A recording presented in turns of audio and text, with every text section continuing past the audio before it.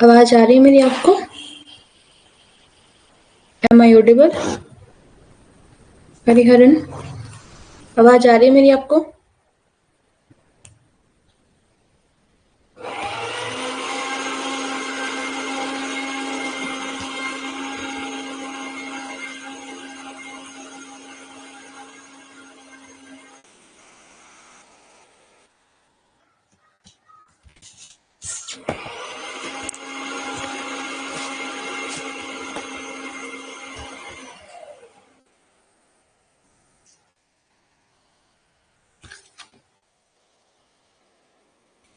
तो आज की हमारी क्लास है सीपीसी की, सिविल प्रोसीजर कोड की। आज अपनी क्लास में हम सिर्फ सेक्शन 2 है, उसमें इंपॉर्टेंट डेफिनेशन है जो आपके 4-4, 5-5 नंबर में जो आते हैं ना शॉर्ट क्वेश्चन, उसमें कवर होते हैं ना, हम वो आज देखेंगे। एक सेकेंड।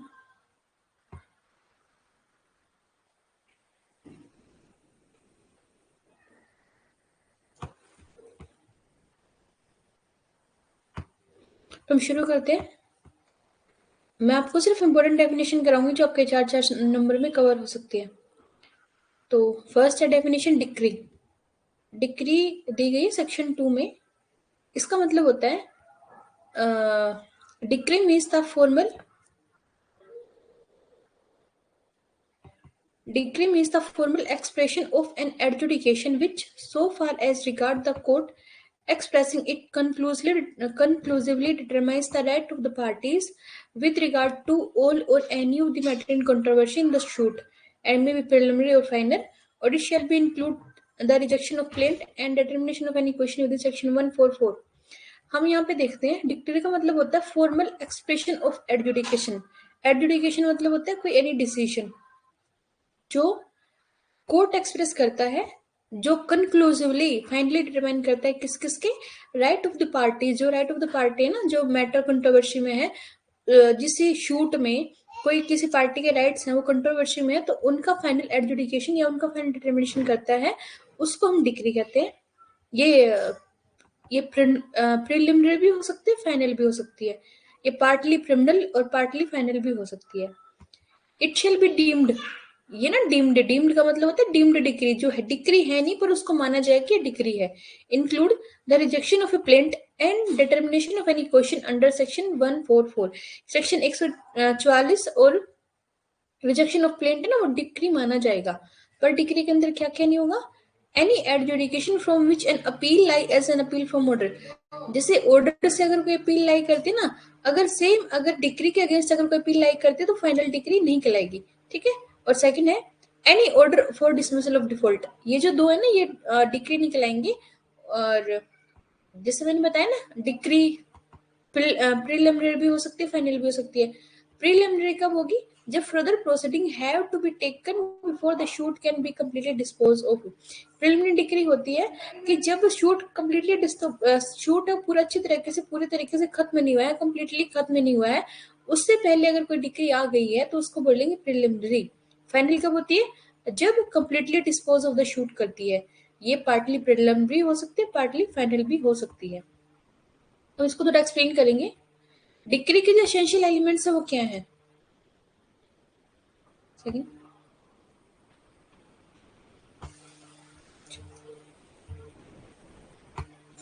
डिक्री के जो एसेंशियल एलिमेंट है वो क्या है? डिक्री में क्या है? There must be an adjudication. Adjudication मतलब डिटर्मिनेशन ऑफ एनी क्वेश्चन, ठीक है। Such adjudication must have been done in any suit, कि किसी शूट में होना चाहिए वो एडजुडिकेशन, वो डिसीजन किसी शूट के बारे में होना चाहिए। थर्ड है it must have determined the right of the parties with regard to all or any of the matter in controversy, कि फाइनली डिटरमाइन करे राइट ऑफ द पार्टीज, जो कंट्रोवर्सी मैटर है ना उसके रिगार्डिंग डिटरमाइन करे सारे rights को। और जो डिटर्मिनेशन वो कंक्लूसिव नेचर का होना चाहिए। और फिफ्थ क्या है? Formal expression of any adjudication. तो जो 5 है ना, इसके एसेंशियल एलिमेंट्स है डिक्री के। आगे हम देखते हैं जजमेंट। जजमेंट दिया गया है सेक्शन 2 क्लोज 9 में दिया गया जजमेंट। जजमेंट का मतलब क्या होता है? Any statement given by the जज on the ground of decree or order. जो डिक्री या ऑर्डर के बेसिस पे कोई स्टेटमेंट दी जाती है जज के द्वारा, उसको हम बोलते हैं जजमेंट। जजमेंट के एसेंशियल एलिमेंट क्या क्या है इसका? The essential element of judgment is that there should be statement for the ground of decision, कि डिसीजन जो जिस जिस ग्राउंड पे डिसीजन दिया गया है ना, उसको सिर्फ एक स्टेटमेंट के थ्रू अगर एक्सप्रेस करते हैं तो उसको जजमेंट बोलते हैं। Every judgment other than that of court or small cause court should contain, कि हर एक जजमेंट जो होती है ना स्मॉल कॉज कोर्ट की छोड़ के, हर एक जजमेंट में क्या क्या होती है, एक concise statement of the case, कि केस की कंसाइज स्टेटमेंट, की केस के बारे में क्या क्या कौन कौन पार्टी क्या मैटर इन इशू था वो होना चाहिए। सेकंड है पॉइंट ऑफ डिटर्मिनेशन, कि क्या क्या इशू थे, क्या क्या इश्यू, कौन कौन से इशू को डिटरमाइन किया गया, निश्चित किया गया है, डिसीजन क्या है उसके ऊपर। फोर्थली है the reason of such decision, कि कौन कौन से ऐसे रीजन थे जिसके बेसिस पे डिसीजन आया है। और जो स्मॉल कॉज कोर्ट की जो जजमेंट है उसमें क्या क्या होना चाहिए, उसमें होना चाहिए पॉइंट ऑफ डिटर्मिनेशन, कि कौन कौन से पॉइंट डिटरमाइन करेगी और क्या डिसीजन उस पर आया है। ठीक है, अब नेक्स्ट देखते हैं फॉरेन जजमेंट। फॉरेन जजमेंट है वो सेक्शन 2 क्लोज 6 में दिया गया है सीआरपीसी सीपीसी 908 में। फॉरेन जजमेंट का मतलब क्या होता है? Judgment of a foreign court, मतलब कि सिर्फ अगर जजमेंट आएगा तो उसका मतलब होता है कि भारत के किसी कोर्ट ने जजमेंट दी है, पर फॉरेन जजमेंट क्या होता है कि भारत के अलावा किसी दूसरे कोर्ट की या किसी विदेशी कोर्ट की कोई जजमेंट आती है, उसको हम बोलते हैं foreign judgment. The crucial date to determine whether the judgment is of a foreign court or not is the date of judgment, कि कोई जजमेंट फॉरेन कोर्ट की जजमेंट है या नहीं है, उसको हम कैसे डिटरमाइन करेंगे। सपोज करो जैसे पाकिस्तान की कोर्ट ने कोई जजमेंट दी थी अभी रिसेंटली 2024 में, और 2025 में हमने पाकिस्तान को अपने कब्जे में ले लिया, तो अब 2026 में कोई मैटर आया कि वो जजमेंट 2024 वाली जजमेंट थी, वो कोर्ट की जजमेंट मानी जाएगी, फॉरेन कोर्ट की मानी जाएगी या इंडिया की कोर्ट की मानी जाएगी। तो जब डेट देखी थी ना, जिस डेट पे जजमेंट आई थी उस टाइम वो पाकिस्तान हमारा हिस्सा नहीं था, हमने उसके ऊपर कब्जा नहीं किया था, तो क्या माना जाए कि जजमेंट है फॉरेन जजमेंट है। ये आपको क्लैरिफिकेशन किया गया इसमें इधर। Thus, a judgment of a court which was foreign court at the time of its pronouncement would not cease to be foreign judgment by reason of the fact that subsequently foreign country has become part of of India. अगर उस time किसी गोवा की court ने कोई judgement दी होती, उस time जब गोवा भारत का हिस्सा नहीं बना था, तो वो जजमेंट फॉरेन जजमेंट कहलाएगी। ठीक है, on the other hand an order which was good and competent when it was made and which passed by tribunal which were domestic, suppose करो भाई जैसे जम्मू कश्मीर है, सिर्फ एक एग्जांपल, इसको सीरियस नहीं लेना। जम्मू कश्मीर है, जम्मू कश्मीर में जजमेंट दी 2024 में, और 2025 में है जम्मू जो कश्मीर का हिस्सा वो पाकिस्तान ने कब्जे में ले लिया।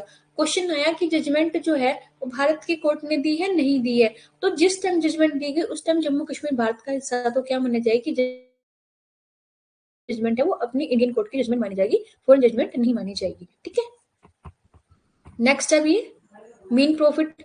मीन प्रॉफिट सेक्शन 2 क्लोज 12 में दिया गया है।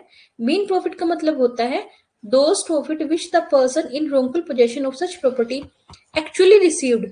ये ध्यान देने की बात है, wrongful possession होना चाहिए पर्सन का, गलत तरीके से पोजेशन लिया होना चाहिए प्रॉपर्टी का, और उस प्रॉपर्टी से जो प्रॉफिट कमाए गए हैं एक्चुअली रिसीव्ड जो कमाए गए हैं, या फिर might with ordinary diligence have received, या फिर जो उसकी सिर्फ ऑर्डिनरी डिलीजेंस, एक समझदारी वाला जो ऑर्डिनरी प्रूडेंट पर्सन है, अगर वो कमा सकता था, तो उसमें together with the interest of such property, इसमें क्या इंक्लूड होगा मैंने प्रॉफिट में? Interest of such property. तो मैंने प्रॉफिट क्या है? दो प्रॉफिट रॉन्गफुल पोजेशन में कोई पर्सन है, उसने प्रॉपर्टी पोजेशन में रॉन्गफुली ली हुई है, उसने जो कोई बेनिफिट लिए हैं, या वो बेनिफिट ले सकता था बट अपनी खुद की नेग्लिजेंस से ले नहीं पाया, प्लस में बेनिफिट के ऊपर लगने वाला इंटरेस्ट, वो सारा है वो मीन प्रॉफिट में इंक्लूड होगा। लेकिन क्या इंक्लूड नहीं होगा? Profits due to improvement made by the person in wrongful possession. But अगर मान लो कोई खेत है, उस खेत में किसी ने रॉन्गफुल पोजेशन कर रखा है, बट इंप्रूवमेंट उसने खेत में इंप्रूवमेंट करी, उसकी मिट्टी अच्छी बदली, उसमें खाद वाद डाल के उसने अच्छी फसल उगाई, तो इंप्रूवमेंट होगी ना उसमें, उसने अच्छे से इंप्रूवमेंट करी, तो जो प्रॉफिट इंप्रूवमेंट के द्वारा कमाए हुए होंगे ना, वो मीन प्रॉफिट में इंक्लूड नहीं होती है। इसका ऑब्जेक्ट क्या है मीन प्रॉफिट का? Every person has right to possess his property, हर एक पर्सन के पास अपनी प्रॉपर्टी को पोजेस करने का राइट होता है। जब वो अपनी इस राइट से डिप्राइव होता है किसी दूसरे पर्सन के द्वारा, कोई दूसरा पर्सन उसके अधिकारों का हनन करता है, और तब वह व्यक्ति जिसके अधिकारों का हनन हुआ है वह सिर्फ रेस्टोरेशन ऑफ प्रॉपर्टी नहीं होगी उसकी, बट जो उसको डैमेजेस हुए ना रॉन्गफुल पोजेशन के द्वारा, तो वो भी इंक्लूड होंगे। तो thus mesne profit is compensation. Mesne profit actual में क्या है? Compensation paid to the real owner, कि रियल ओनर को कंपनसेशन के रूप में दिया जाने वाला एक टर्म, मतलब एक ही प्रॉफिट है। ऑब्जेक्ट क्या है इसका, मैशनल प्रॉफिट का? is to compensate the person who has been kept out of possession and deprived of enjoyment of his property। मतलब वो इंटाइटल होते हुए भी वो अपने पोजेशन से, अपने राइट से, अपने एंजॉयमेंट के राइट से उसको डिस्पोजेस कर दिया गया, उसके अधिकारों का हनन हुआ, तो मैशनल प्रॉफिट जो मेन प्रॉफिट जिसको हम बोलते हैं, वो उसको एक तरीके का कंपनसेशन दिया जाता है। नेक्स्ट, इसका टेस्ट, मीन प्रॉफिट को टेस्ट हम कैसे करेंगे? Is the test to ascertain mean profit is not what the plaintiff has lost by being possession but what the defendant, कि इसका टेस्ट है कि जिस पर्सन का अधिकार था उसने क्या खोया है, ये डिटरमाइन नहीं करेगा, पर हमें क्या निर्धारित करना है कि जिस पर्सन ने उसको रॉन्गफुल पोजीशन में लिया है उसने कितना उसको फायदा मिला है या कितना फायदा वो कमा सकता था अपनी ऑर्डिनरी प्रूडेंस मतलब अपनी ऑर्डिनरी प्रूडेंस से, मतलब एक अपनी विवेकपूर्ण अपनी समझदारी से वो कितना कमा सकता था रॉन्गफुल पोजीशन के द्वारा। ठीक है, अब आपका सेक्शन 9 आता है, ये आपका लॉन्ग क्वेश्चन में आता है, 10 नंबर 20 नंबर जो 30 नंबर के जो लॉन्ग क्वेश्चन होते हैं ना उनमें आता है, तो ये ध्यान से पढ़ना आप, ये जुरिसडिक्शन वाला। तो जनरली क्या होता है, fundamental principle of English law is that where there is right there is a remedy. इसका मतलब है कि जहां पे कोई राइट होता है वहीं पे एक रेमेडी होती है, मतलब जहां पे किसी का अधिकार होता है उस अधिकार के हनन के लिए कोई ना कोई रेमेडी होती जरूर है। एक लैटिन टर्म है उबी जस्ट इबी रेमेडियम, इस टर्म से निकल के आया है ये प्रिंसिपल कि wherever there is a right there is an remedy. Indian system में भी इसको अडॉप्ट करा गया है। In fact right and remedies are but two side of same coin, कि एक सिक्के के दो पहलू हैं, एक सिक्का है, इधर राइट है तो इधर रेमेडी है, अगर राइट नहीं है तो नो रेमेडी, राइट है तो रेमेडी है। ठीक है, अब ये एक दूसरे से अलग नहीं हो सकते।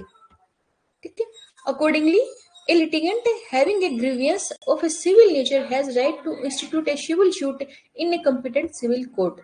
तो जिस पर्सन के अधिकारों का हनन होता है, जिसको ग्रीवियंस होती है सिविल नेचर की, तो उसके पास क्या राइट है, वो कोर्ट में जाके सिविल सूट इंस्टीट्यूट कर दे कंपिटेंट कोर्ट में, unless the cognizance is expressly और इम्प्लाइडली बार्ड। एक्सप्रेसली और इम्प्लाइडली बार्ड में आपको आगे बताऊंगी चीजें क्या होती है। तो हम सेक्शन देखते हैं, सेक्शन 9 क्या कहता है, The court shall subject to the provision herein contained have jurisdiction to try all shoot of civil nature। ये चीज आपको ध्यान रखनी है, all इसमें सिर्फ सिविल शूट नहीं है, इसमें दिया गया all suit of civil nature. Civil suit और शूट ऑफ सिविल नेचर में फर्क होता है, वो अब धीरे धीरे आपको पढ़ोगे ना तो आपको पता लगेगा। तो the court shall have jurisdiction to try all suit of civil nature excepting, किनको छोड़ के, suit of which their cognizance is expressly और इम्प्लाइडली बार्ड। एक्सप्रेसली बार्ड क्या होता है कि जैसे किसी को कोर्ट ने या लॉ के द्वारा किसी पर्सन को रोक दिया गया कि अगर तेरे अधिकारों का हनन हुआ है तो तू कोर्ट में नहीं जा सकता, एक्सप्रेसली बार हो गया उसके ऊपर। जैसे कि लिमिटेशन पीरियड होता है ना, कि मान लो अगर किसी को 3 साल का, मान लो किसी केस में 3 साल का लिमिटेशन पीरियड है और वो पर्सन 3 साल के बाद जाके शूट फाइल कराता है कि मेरे अधिकारों का हनन हुआ है, 4 साल 5 साल बाद वो शूट फाइल कराता है, तो कोर्ट उसको मना कर देगा, तेरा शूट है ना एक्सप्रेसली बार है, किसमें, लिमिटेशन लॉ के अंदर। इम्प्लाइडली बार है, वो आपको भी आगे मैं एक्सप्रेस करके बताऊंगी। इसकी फर्स्ट एक्सप्लेनेशन कहती है, a suit in which right to property or right to an office is contested is a suit of civil nature, notwithstanding that such right may depend entirely on decision of a question as to religious rites or ceremonies। इसमें इसने explain करा है कि जिसमें right to property कोई shoot होता है, तो राइट टू प्रॉपर्टी का जो रिलेटेड शूट है वो शूट ऑफ सिविल नेचर के माने जाएंगे, चाहे बेशक उसमें जो क्वेश्चन है, जो डिसीजन है, वो मान लो सपोज को जैसे एक मंदिर है, मंदिर की प्रॉपर्टी डिस्प्यूटेड है कि एक कहता है कि जो उसका ट्रस्ट है वो कहता है मेरी प्रॉपर्टी है, और जो वहां पे महंत बैठता है वो बोलता है मेरी प्रॉपर्टी है। तो एक क्या हो गया, रिलीजियस राइट होने कहीं ना कहीं, लेकिन ये रिलीजियस राइट किसके ऊपर डिपेंड है, प्रॉपर्टी के ऊपर। तो ये रिलीजियस राइट जो होते हैं ना, रिलीजियस पॉलिटिकल राइट जो होते हैं, इलेक्शन जो इलेक्टोरल राइट होते हैं, ये सारे ना मतलब सिविल शूट में बाहर होते हैं, इनको हम सिविल शूट फाइल नहीं कर सकते इनका। लेकिन जो ये मंदिर वाला सीन है ना, इसमें जो रिलीजियस राइट वाले मैटर है वो बेसिकली किसके ऊपर डिपेंड है, राइट टू प्रॉपर्टी। उनका डिस्प्यूट किसके ऊपर है, प्रॉपर्टी के ऊपर। तो क्या हो गया, शूट ऑफ सिविल नेचर। तो सिविल शूट और सिविल नेचर में यही फर्क है। सिविल शूट होता है कि बेसिकली जैसे राइट टू प्रॉपर्टी हो गया, सिंपल जैसे मेरे मकान है, मेरे मकान के खिलाफ किसी ने शूट फाइल कर दिया कि मेरी प्रॉपर्टी है, तो वो सिविल शूट हो गया। लेकिन वही अगर मंदिर का आ गया, मंदिर के बारे में कोई शूट आ गया, लेकिन वो मंदिर रिलीजियस प्लेस है, लेकिन उसमें प्रॉपर्टी का शूट है ना, तो वो क्या होगा, सूट ऑफ सिविल नेचर कहलाएगा। इसकी सेकंड एक्सप्लेनेशन है, for the purpose of this section it is immaterial. Immaterial का मतलब होता है कि ये कोई मतलब ही नहीं है, वो मैटर ही नहीं करता वो चीज। whether or not any fees are attached to the office refer to explanation first। किसमें ये एक्सप्लेन किया गया है कि क्लोज वन में अगर कोई शूट, एक्सप्लेनेशन फर्स्ट के अंदर कोई शूट अगर आया है, उसमें चाहे फीस अटैच हो चाहे ना हो, वो कोई मैटर नहीं करेगा। ठीक है। अब कंडीशन क्या आ गई कि शूट ऑफ सिविल नेचर, उसमें जुरिस्डिक्शन की दो कंडीशन आ गई हैं। कौन कौन सी, फर्स्ट तो है suit must be of civil nature, civil nature का शूट होना चाहिए, और जो कोग्निजेंस है ना वो एक्सप्रेसली और इम्प्लाइडली बार नहीं होनी चाहिए, नोट हैव बीन एक्सप्रेसली और इम्प्लाइडली बार। अब शूट ऑफ सिविल नेचर क्या होता है, सिविल जो है, the word civil has not been defined this code, code का मतलब सीपीसी 908 में डिफाइन नहीं है, but according to dictionary meaning it pertains to private right and remedies of citizen as distinguished from criminal, political etcetera. मतलब किसी भी citizen के, भारतीय नागरिक के प्राइवेट राइट जो होते हैं ना, जो क्रिमिनल और पॉलिटिकल या इलेक्टोरल, इलेक्टोरल मतलब इलेक्शन, इलेक्शन से संबंधित राइटों से जो अलग होते हैं, राइट से जो अलग होते हैं, वो प्राइवेट राइट इसमें सिविल सूट में आते हैं। तो सूट ऑफ सिविल नेचर में जो वर्ड नेचर है, has been defined as the fundamental qualities of a person, of a thing, identity और एसेंशियल कैरेक्टर। तो इसमें जो नेचर का मतलब होता है किसी पर्सन की जो उसकी फंडामेंटल, जो उसकी बेसिक क्वालिटी है, जिसके बिना वो एग्जिस्ट नहीं कर सकता, तो नेचर का मतलब होता है वही क्वालिटीज होती हैं। वाइडर कंटेक्स्ट में हम क्या देखेंगे, civil nature is wider than the expression civil proceeding. जैसे मैंने आपको बताया ना, सिविल शूट और शूट ऑफ सिविल नेचर, इनका फर्क है। जो सिविल प्रोसीडिंग या सिविल शूट है ना, वो उनका जो क्या बोलते हैं, जुरिस्डिक्शन है ना, वो छोटा होता है, लेकिन सिविल नेचर के शूट में वो ब्रॉड कंसेप्ट हो जाता है। तो thus a suit is of civil nature if the principal question जो मेन क्वेश्चन इन इश्यू है, जो मेन इश्यू है relating to the determination of civil right and enforcement, तो वही है प्रिंसिपल क्वेश्चन सिविल प्रोसीडिंग में क्या होना चाहिए, सिविल राइट और उसके इन्फोर्समेंट के बारे में। ठीक है। अब इसका नेचर एंड स्कोप क्या है, ये पॉलिटिकल और रिलीजियस राइट इसके अंदर कवर नहीं होते, सिर्फ जो प्राइवेट राइट है, सिविल राइट है, वो इसके अंदर कवर होते हैं। आप इसको अच्छे से पढ़ लोगे, नहीं समझ में आया तो नेक्स्ट क्लास में मैं आपको क्लियर करा दूंगी। ठीक है। अभी कुछ इलस्ट्रेशन है, कुछ समझाने के लिए आपको कि civil suit of civil nature क्या होते हैं। जैसे right to property, right to worship, पूजा करने का अधिकार। पूजा करने का अधिकार वैसे है तो रिलीजियस राइट, लेकिन ये किसके ऊपर डिपेंड करता है, कोई देवता है, कोई मंदिर है, किसी स्थान पर है ना, तो स्थान क्या होगा, प्रॉपर्टी हो गया, तो ये क्या हो गया, सिविल नेचर का शूट हो गया। Suit relating to taking of religious procession, procession मतलब कोई जुलूस वगैरह, जैसे माता के जैसे मुस्लिम्स होते हैं वो अपना जुलूस निकालते हैं, उनका कोई जब त्योहार होता है, हिंदू होते हैं वो माता रानी की चौकी जब करते हैं तो जुलूस निकालते हैं, या कावड़ वगैरह का जो है ना, तो वही है taking out of religious procession. Procession वही, प्रोसेशन वही होते हैं जो मतलब कि रैली जुलूस से संबंधित होते हैं। Damage for civil wrong, civil nature का शूट है। Specific performance of contract, specific relief का हो गया। रेस्टिट्यूशन ऑफ कंजुगल राइट, ये मैरिटल राइट है, मैरिज से रिलेटेड राइट है। डिसोल्यूशन ऑफ मैरिज, ये भी शूट ऑफ सिविल नेचर का है। रेंट के बारे में, अकाउंट के बारे में, ये सब सिविल नेचर के शूट है।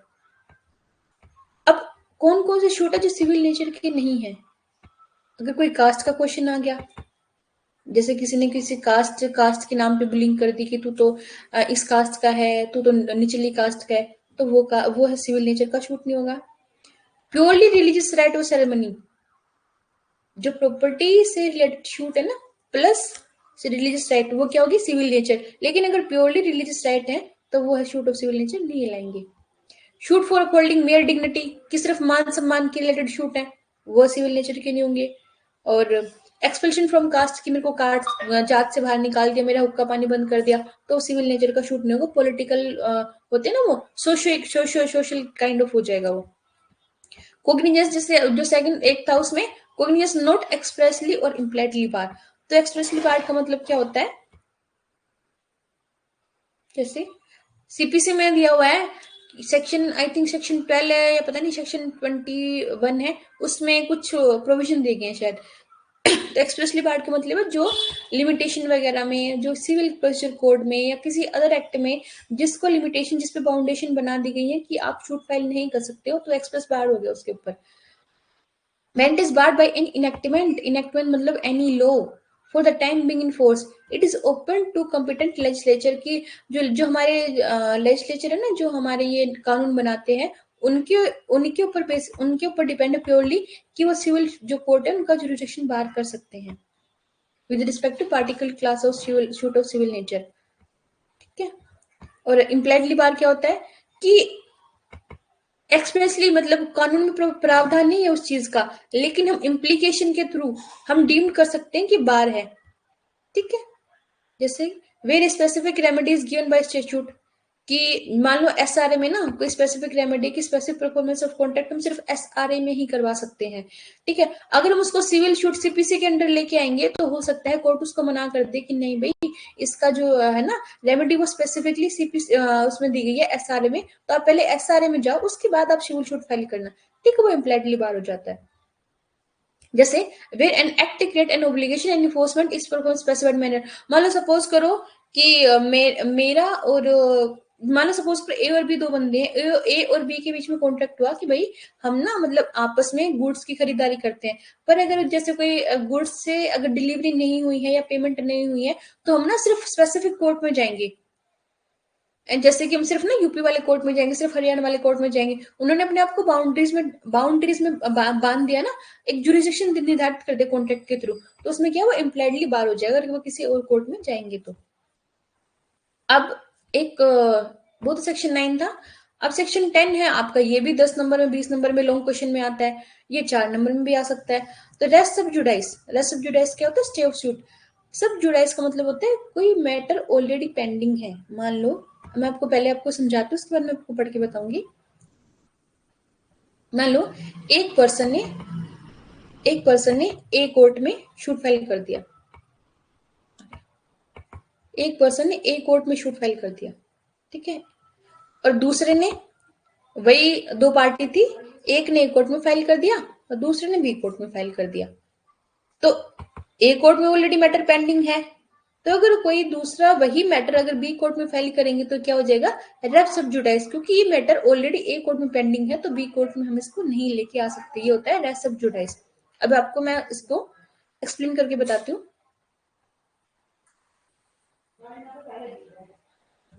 रेफ सब जुडाइस section 10 deals with the stay of civil suit.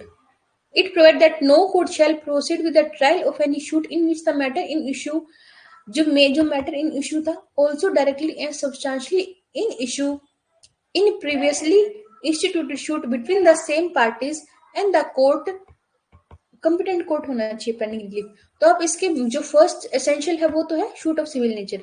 Second है जो मैटर है वो डायरेक्टली सब्सटेंशियली सेम वही मैटर ए कोर्ट में होना चाहिए, सेम वही मैटर हम बी कोर्ट में लेके जा रहे हैं, तो बी कोर्ट क्या होता है, सब जुड़ा जाता है। तो क्या है, प्रीवियसली इंस्टीट्यूटेड शूट, ये इस कोर्ट में पहले ही शूट इंस्टीट्यूट कर चुके हैं ना, तो प्रीवियसली इंस्टीट्यूट शूट हो गया। बिटवीन द सेम पार्टीज की एक्स और वाई पार्टी है, उन्होंने भी इस कोर्ट में एक्स ने शूट फाइल कर दिया, इसमें वाई ने फाइल कर दिया। किसके, इसमें एक्स ने वाई के अगेंस्ट फाइल करा था, इस वाले कोर्ट में वाई ने एक्स के अगेंस्ट कर दिया, तो पार्टी सेम है, मैटर इन इश्यू उनका सेम होना चाहिए। ठीक है। तो इसमें ये होता है। अब रेस्ट ऑफ डिटेल्स हम पढ़ते हैं। No court shall proceed with the trial of any suit in which the matter in issue is also directly and substantially in issue in a previously instituted suit between same parties, same title होना चाहिए, same parties litigating under the same title, और क्या होना चाहिए, court in India जिसका competent jurisdiction हो। ठीक है। अब हम इसको आगे एक्सप्लेन करते हैं।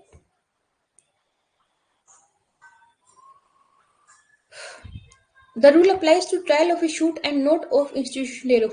जो है ना सेक्शन जो 10 वो सिर्फ ट्रायल ऑफ शूट के ऊपर अप्लीकेबल होता है। जो ट्रायल को, जैसे अगर ए कोर्ट में शूट फाइल है और वही शूट अगर बी कोर्ट में फाइल करता है तो उसके ट्रायल को रोक सकते हैं हम, इंस्टीट्यूशन को नहीं रोकते। शूट तो इंस्टीट्यूट कर सकते हैं, इंस्टीट्यूट कर दिया शूट, पार्टीज आ गए हैं, अपनी प्लेन और रिटर्न स्टेटमेंट कर दिया, बस जब ट्रायल शुरू होने लगेगी ना उस टाइम क्या बोलते हैं सेक्शन 10 बीच में आके बोलेंगे नहीं नहीं ये तो ऑलरेडी शूट इंस्टीट्यूट किया हुआ है फलाना कोर्ट में, तो ये उसको ट्रायल को रोक देता है। It also does not preclude a court from passing इंटीरियम order, कि रेस्ट ऑफ जुडाइस में कोर्ट इंटीरियम ऑर्डर पास कर सकता है, सच एज ग्रांट और स्टे ऑफ इंजंक्शन। वही ए और बी दो कोर्ट थे, एक बंदे ने, दो पार्टीज थी, उनमें से एक ने ए कोर्ट में फाइल कर दिया, दूसरे ने बी कोर्ट में फाइल कर दिया, तो जो बी कोर्ट है ना वो बोलेगा, वो स्टे दे देगा उस शूट के ऊपर कि नहीं आपका शूट तो पहले ऑलरेडी ए में है। तो जो बी कोर्ट, उसके पास पावर क्या है, स्टे की पावर है, वो स्टे दे देगा बी शूट, जो बी कोर्ट में शूट इंस्टीट्यूट हुआ है। ठीक है, appointment of receiver, stay, injunction वगैरह ये दे सकता है।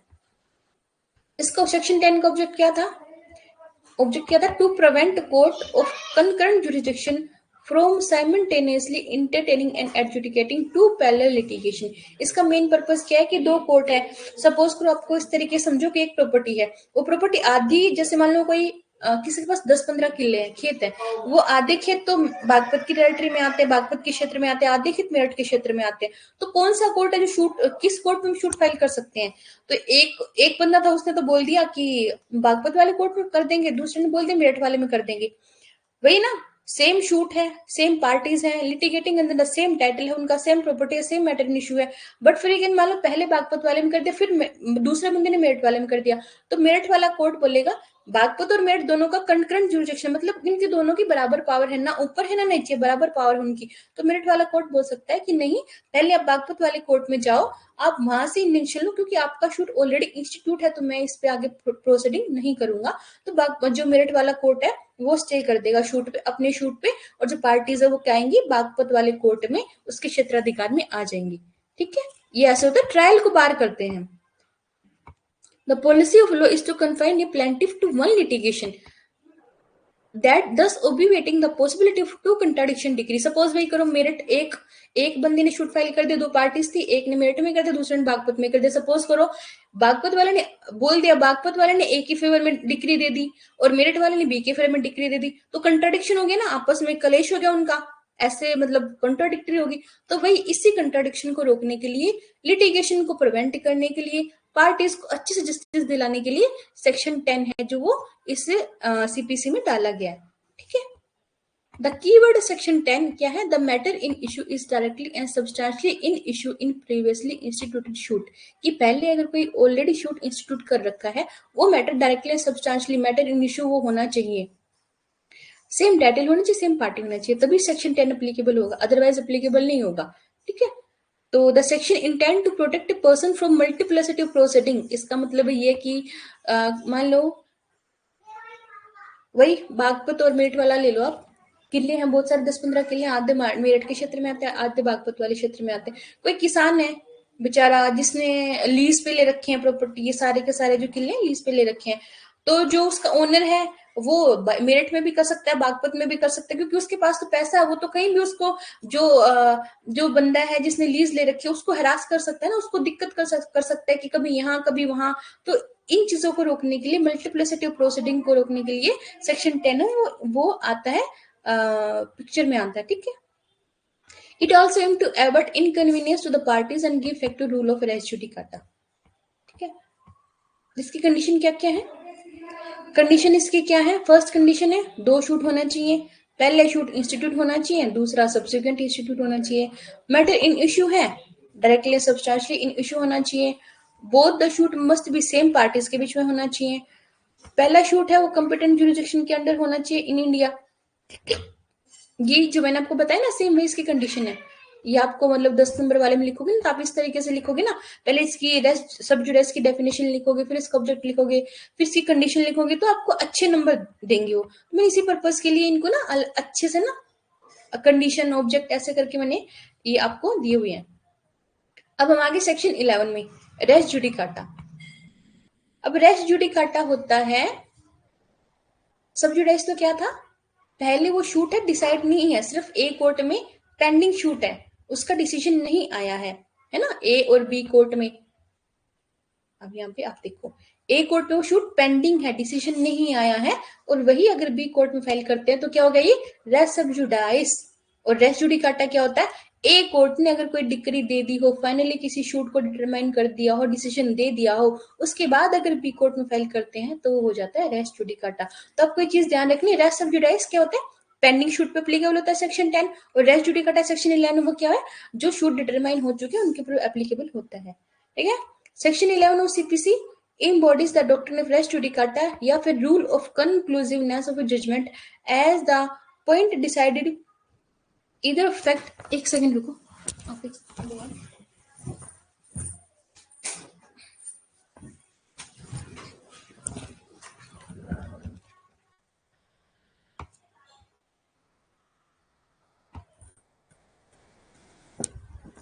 तो अब सेक्शन 11 पढ़ते हैं। रेस जुडिकाटा क्या होता है, rule of conclusiveness of judgment as the point decided either of fact, चाहे वो फैक्ट के बारे में हो, चाहे वो लो के बारे में, चाहे फैक्ट और लो दोनों के बारे में दिया हुआ हो। It enacts that once a matter is finally decided by competent court, ये क्या कहता है कि अगर कोई मैटर है वो फाइनली डिसाइड कर दे competent कोर्ट, मतलब कि जो कोर्ट जिसके लिए competent है, योग्य कोर्ट है, ठीक है, no party can be permitted to reopen it in a subsequent litigation, तो कोई भी पार्टी है दोबारा उस लिटिगेशन को, दोबारा उस शूट को दोबारा ओपन नहीं कर सकती है। अगर ये मान लो सब सेक्शन अगर 11 ना होता तो क्या होता, there will be no end to litigation. भाई ये बागपत मेरठ वाला एग्जांपल ले लो, मेरठ वाले कोर्ट ने कोई डिग्री डिसाइड कर दी, वही बागपत वाले कोर्ट ने, मान लो सपोज कर पहले मेरठ वाले कोर्ट में गई, मेरठ वाले कोर्ट ने ए के फेवर में डिसीजन दे दिया, दो पार्टी थी ए और बी, तो मेरठ वाले कोर्ट ने ए के फेवर में दे दिया, वही फिर ए बंदा बोला कि बी कहता है कि मेरे फेवर में क्यों नहीं आया, उसने बागपत में शूट इंस्टीट्यूट कर दिया, ऐसा तो कहीं कहीं कहीं कहीं शूट फाइल करते रहेंगे ना, कोई एंड ही नहीं होगा लिटिगेशन का। तो इसी को रोकने के लिए इसका मेन पर्पस क्या है, मल्टीप्लस क्या बोलते हैं, लिटिगेशन को कंक्लूसिव बनाने के लिए। अब आगे देखो, in absence of such a rule there will be no end to litigation and party would be put to constant trouble, harassment and expenses की अगर ये नहीं होता तो पार्टीज क्या होती, लगातार परेशानियां होती, हरासमेंट होती, उनका एक्सपेंसेस मतलब उनके खर्चे में खर्चे होते रहते। तो doctrine has been accepted all, कि जो डॉक्ट्रिन ऑफ रेस जुडिकाटा ये सारे के सारे लीगल सिस्टम में, मान भारत का है, पाकिस्तान का है, चीन का है, कहीं का भी हर जगह एप्लीकेबल है ये रूल। ठीक है, A defendant could successfully contest a shoot file in a plaintiff on the plea of ex capicio res judicata। जो res judicata नहीं, ये लैटिन टर्म है, इसका मतलब क्या होता है, one shoot and one decision is enough for single dispute, कि एक शूट में एक डिसीजन, एक डिस्प्यूट को या एक मैटर को डिसाइड करने के लिए एक शूट और एक उसका डिसीजन काफी है। इसमें एक वो फेमस केस है, ये केस है सत्यव्रत घोषाल वर्सेस देवरंजन देवी, 1960 का केस है। इसमें क्या कहा गया, principle of res judicata is based on the need of giving finality, कि रेस जुडिकाटा किसके लिए है, किसी भी डिसीजन को फाइनलिटी देने के लिए। ठीक है, सेक्शन 11 अब पढ़ते हैं हम। No court shall try any suit or issue which the matter directly या substantially in issue in a former suit between same parties. वही है, इसके भी एसेंशियल इंग्रेडिएंट या इसकी कंडीशन यही है कि इसमें क्या है, मैटर जो है डिसाइड होना चाहिए, सेम पार्टीज होना चाहिए, सेम टाइटल होना चाहिए, ठीक है, कॉम्पिटेंट कोर्ट होना चाहिए। और इसकी 7 जो एक्सप्लेनेशन है, ये 7-8 एक्सप्लेनेशन है। इसकी फर्स्ट एक्सप्लेनेशन क्या बोलती है, फॉर्मल शूट, पहले से डिसाइड शूट हो चुका है, उसका मतलब क्या होता है, इसका मतलब है कि डिसीजन पहले आना चाहिए, वेदर और नॉट इंस्टीट्यूशन। मतलब सपोज करो ए कोर्ट है और एक है बी कोर्ट, ठीक है, ए कोर्ट में मैटर गया 1 जनवरी 2024 को, बी कोर्ट में मैटर गया 1 फरवरी 2024, इसमें गया जनवरी में, बी में गया फरवरी में, लेकिन डिसीजन इसका आ गया मार्च 2024 में, 1 महीने के अंदर। इसका डिसीजन आया 2025 में। तो सबसे जो शूट है ना, रेस जुडिकाटा कौन से के ऊपर एप्लीकेबल होगा, ए के ऊपर, चाहे इसको पहले इंस्टीट्यूट किया गया हो, लेकिन डिसीजन के पहले किसका है, बी का। तो जो रेस जुडिकाटा किसके ऊपर एप्लीकेबल होगा, डिसीजन के ऊपर एप्लीकेबल होगा, इंस्टीट्यूशन ऑफ डेट के ऊपर एप्लीकेबल नहीं होगा। तो आपके ध्यान रखनी है कि पहले किस कोर्ट ने डिसीजन दिया, तो रेस जुडिकाटा उसके ऊपर एप्लीकेबल होता है। ठीक है, फॉर्मल शूट का मतलब ये है कि decide prior to the suit in question whether or not, चाहे इंस्टीट्यूट पहले हुआ हो नहीं हुआ हो, लेकिन डिसीजन पहले होना चाहिए। इसकी फर्स्ट एक्सप्लेनेशन ये कहती है।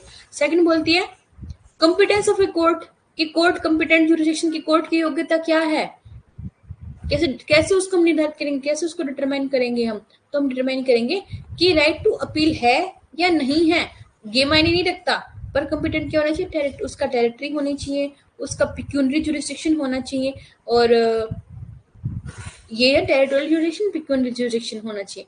ठीक है, तो हम चाहे राइट टू अपील है या नहीं उसको ध्यान में देखेंगे, सिर्फ उसको देखेंगे कि कोर्ट है वो जो कॉम्पिटेंट होना चाहिए, उसका टेरिटरी होना चाहिए, उसका पिक्यूनरी जुरिस्डिक्शन होना चाहिए। थर्ड एक्सप्लेनेशन क्या होती है, जो matter in formal suit have been alleged by one party either denied or admitted expressly or impliedly, कि फॉर्मल शूट में कोई जो मैटर इन इशू था जिसके ऊपर रेस जुडिकाटा हम अप्लाई कर रहे हैं, वो फॉर्मल शूट में या तो किसी पार्टी ने डिनाई करा होना चाहिए या एडमिट करा होना चाहिए। जो इशू है ना, एक पार्टी ने डिनाइड करा होना चाहिए, ऐसे एक्सप्रेसली उसने डिनाइड करा हो, एडमिट करा हो, या फिर इम्प्लाइडली बाय इम्प्लीकेशन, उसने कोई जवाब नहीं दिया या गोल मोल जवाब दे दिया, तो उसका क्या माना जाता है, इम्प्लाइड एडमिशन। एक्सप्लेनेशन फॉर इसके क्या कहती है, एनी मैटर विच माइट और ought to have been made, इसका माइट और ought to आपको ध्यान रखना, माइट जिसको बनाया, ought to जो बनाया जा सकता था। ठीक है, ग्राउंड ऑफ डिफेंस और अटैक, कि कोई मैटर है जो किसी भी शूट में ग्राउंड ऑफ अटैक या ग्राउंड अपने डिफेंस में या किसी दूसरे पार्टी के अगेंस्ट हम उसको रेज कर सकते थे, बट हमने वो रेज नहीं किया, एसेंशियल इशू था बट हमने वो रेज नहीं किया, तो क्या माना जाएगा, ये माना जाएगा कि वो मैटर है वो डायरेक्टली सब्सटेंशियली इन इशू में था। ठीक है, तो अभी ध्यान रखना, एनी मैटर विच माइट और ought to have been made a ground of defense or attack in any formal shoot, क्या माना जाएगा, डीम्ड माना जाएगा, deemed to have been matter directly and substantially. Explanation 4 इसको बोलते हैं कंस्ट्रक्टिव रेस जुडिकाटा। ठीक है, एक्सप्लेनेशन 5 बोलती है एनी रिलीफ, किसी प्लेंट में कोई रिलीफ क्लेम करी गई है लेकिन कोर्ट ने उसको रिलीफ दी नहीं है, तो ये माना जाए कि कोर्ट ने उसको रिफ्यूज कर दिया है। ठीक है, 6 एक्सप्लेनेशन है when a person litigate bona fide in respect to public या प्राइवेट राइट, ये है रिप्रेजेंटेटिव शूट, कि मान लो कि पब्लिक राइट है, किसी एक पर्सन ने, जैसे भी राजस्थान जुडिशरी की जो पिटीशन है, मैटर भी चल रहा है ना कोर्ट में, तो पिटीशनर कितने 96 पिटीशन है, उन्होंने बोनाफाइड करी कि राजस्थान जुडिशरी के जो इंग्लिश के पेपर रिचेक कराओ, 96 ने पिटीशन फाइल करी है, लेकिन बच्चे कितने 3500 एग्रीड बच्चे हैं, तो क्या माना जाएगा, उसमें सारे के सारे रिप्रेजेंटेटिव हो गए, क्या हो गए 3000 बच्चे रिप्रेजेंटेटिव हो गए एक तरीके से, ये डीम्ड माना जाता है। ये सिर्फ एक एक्सप्लेनेशन है, बाकी अगर आप इसको ध्यान से पढ़ोगे ना तो इसका मतलब होता है bona fide in respect to private public या प्राइवेट राइट, इसमें मतलब होता है कि 15-20 लोग हैं, उसमें से एक ने शूट फाइल कर दिया और बाकी जो रिप्रेजेंटेटिव है उन्होंने अपनी कंसेंट दे रखी हो, या जो पर्सन शूट फाइल करता है वो बोनाफाइड, वो गुड फेथ में उसने शूट फाइल करा, तो वो जो उसका जो शूट का डिसीजन होगा ना वो सभी के ऊपर एप्लीकेबल होगा, जितने भी उसके अंडर मान आए। जैसे वही राजस्थान जुडिशरी वाला, अगर कोर्ट ने 96 के अगेंस्ट में डिसीजन दे दिया तो वो 3500 के ऊपर एप्लीकेबल होगा, 96 के फेवर में डिसीजन दे दिया तो वो क्या सभी 3500 के ऊपर फेवर में एप्लीकेबल होगा। ठीक है, ये होता है रिप्रेजेंटेटिव शूट। एक्सप्लेनेशन 7 क्या कहती है, ये सेक्शन है ना एग्जीक्यूशन ऑफ डिक्री के ऊपर भी एप्लीकेबल होता है फॉर्मल शूट में, ये सेक्शन एक्सप्लेनेशन 7 यही कहती है। Explanation 8 court of limited jurisdiction वाला बोलता है कि अगर कोई कोर्ट था जिसने डिसीजन दे दिया वो लिमिटेड ज्यूरिसडिक्शन का था, तो और बाद में जो कोर्ट है उसका ज्यूरिसडिक्शन चेंज हो गया, तो ये भी बता रहा है कि उस पर कोई इफेक्ट नहीं पड़ेगा शूट के ऊपर, वो शूट रेस जुडिकाटा ही होगा। रेस का मतलब होता है सब्जेक्ट मैटर या डिस्प्यूट, और जुडिकाटा का मतलब होता है डिसाइडेड या एडजुडिकेटेड। तो रेस जुडिकाटा का मतलब क्या हो गया, मैटर एडजुडिकेटेड या डिस्प्यूट डिसाइडेड। जो रेस जुडिकाटा का जो पर्पस क्या है, public interest which require that all litigation, जितने भी शूट है, जितनी भी लिटिगेशन है जो कोर्ट में प्रोसीडिंग है, वो जल्दी या देर से उनको खत्म होना चाहिए, इसका पर्पस है। इसका ऑब्जेक्ट क्या है, इसका जो रेस जुडिकाटा है ना 3 मैगजीम के ऊपर बेस्ड है। फर्स्ट तो है नेमो डेविड विक्स वेक्सरी प्रो उना एट एडम कोजा, कि no man should be vexed twice for the same cause, कि एक बंदे को एक मैटर के लिए बार बार उसको हरासमेंट नहीं होना चाहिए। सेकंड है interest the publisher at sit finish litigium कि in the interest of justice in the interest of state there should be end to litigation. Third क्या है रेस जुडिकाटा प्रो वेरिटेट ओक्यूपिटर कि एक judicial decision must be accepted as correct. तो ये जो रेस जुडिकाटा की 3 मैक्सिमम ये इनका ऑब्जेक्ट भी है। ठीक है, लीडिंग केस इसका क्या कौन सा डिचेज ऑफ किंगस्टन केस इसका लीडिंग केस है। अब नेक्स्ट हम देखते हैं रेस जुडिकाटा सब जुडाइस। ये 4 नंबर के क्वेश्चन में आ जाएगा। डिफरेंशिएट करो कि रेस जुडिकाटा क्या होता है सब जुडाइस क्या होता है। तो भैया रेस जुडिकाटा क्या होता है मैटर डिसाइडेड हो चुका है उसके ऊपर एप्लीकेबल होता है। सब जुडाइस जो मैटर पेंडिंग है उसके ऊपर एप्लीकेबल होता है। रेस जुडिकाटा ट्रायल को बार करता है। रेस सब जुडाइस क्या बोलते हैं शूट को बार करता है। ट्रायल ऑफ शूट को बार करता है। रेस जुडिकाटा लिस्पेंडेंसी आपके में आएगा नहीं, बाकी आप पढ़ लेना इसको, इतना इंपॉर्टेंट नहीं है। वही रेस जुडिकाटा उनका मतलब है सूट डिसाइड और लिस्पेंडेंस होता है सूट पेंडिंग। ये टीपीए में आता है section 50 I think section 53 of TPA है ये वो है। Res judicata withdrawal of shoot.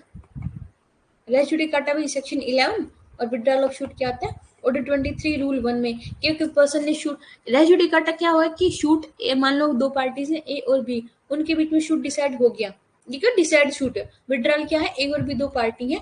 एक पार्टी ने अपना शूट विड्रॉ कर लिया एक पार्टी ने अपनी प्लेंट विड्रॉ कर ली कि मैं इसके शूट मैं बी के खिलाफ शूट फाइल नहीं कर रहा। तो क्या होता है विड्रॉल ऑफ शूट। तो इसमें डिफरेंस क्या है आप ये पढ़ लो कि डिस्टिंक्शन क्या है इसमें कि वेल द फॉर्मर जो रेस जुडिकाटा है मैटर जो है वो हार्ड एंड फाइनली डिसाइड होना चाहिए और जो विड्रॉल ऑफ क्या होते हैं विड्रॉल या अबंडेंट क्लेम बिफोर डिसीजन कि वो विड्रॉ कर लेता अपने क्लेम को बिना बिना डिसीजन के। डिसीजन होने से पहले अगर कोई विड्रॉ कर लेता है तो वो तो हो जाता है withdrawal of suit. Res judicata final decision होता है। रेस जुडिकाटा नेस्टोपल ये इतना इंपॉर्टेंट नहीं है। वही कंडीशंस जैसे रेस की कंडीशन थी वही रेस जुडिकाटा कंडीशन है। मेट डायरेक्टली सब्सटेंशियली इन इश्यू में होना चाहिए। फॉर्मल शूट सेम पार्टीज के बीच में होना चाहिए और सेम टाइटल होना चाहिए उनका। कोर्ट कंपिटेंट होना चाहिए उनका और जो मैटर है वो इसकी जो फिफ्थ जो हार्ड एंड फाइनली डिसाइडेड ये इसका मेन है। ठीक है डिसाइड होना चाहिए मैटर। तो आज की क्लास सिर्फ यही थी। पीडीएफ आपको मिल जाएगी और अगर इसको कोई किसी की कोई क्यूरी है कोई क्वेश्चन है तो आप पूछ सकते हो। अगर कुछ प्रोविजन समझ नहीं आया जितना मैंने पढ़ाया वो आपको समझ नहीं आया हो तो आप पूछ सकते हो चैट के थ्रू। हरिहरन कमल परवेश आपको समझ में आया आज का।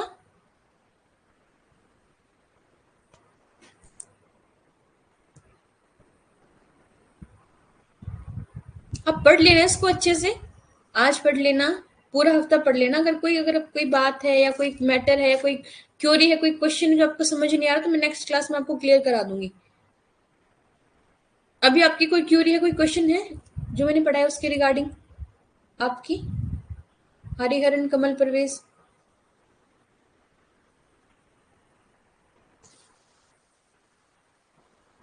मैंने आपको 4 नंबर के 2-3 क्वेश्चन कवर करा दिए। रेस जुडिकाटा है ये आपका लॉन्ग क्वेश्चन में आता है। सब जुडाइस लॉन्ग क्वेश्चन में आता है और जो जुरिसडिक्शन ऑफ कोर्ट है ये भी लॉन्ग क्वेश्चन में आता है। तो 10-10 20-20 30-30 नंबर जितने आपको लॉन्ग क्वेश्चन है 3 क्वेश्चन मैंने आपके कवर करा दिए हैं लॉन्ग क्वेश्चन के।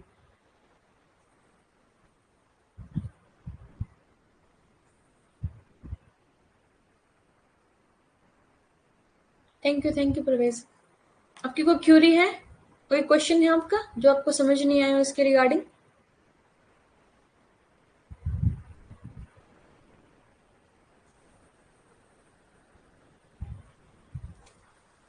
चलो आपको समझ में आया। आज की क्लास यहीं पे खत्म करते हैं। अगली क्लास में मिलते हैं। पढ़ के आना इसको अगर ना समझ में आया ना अगले हफ्ते मेरे से पूछना। ये ना कहना कि पढ़ाया नहीं हमें। ना समझ में आए तो अगले हफ्ते पूछना। आपको पीडीएफ वगैरह आपके टीचर से प्रोवाइड करा देंगे वो आज या कल में। यही पीडीएफ जो मैंने आपको पढ़ाई है। ठीक है तो भी good night. Take care all of you.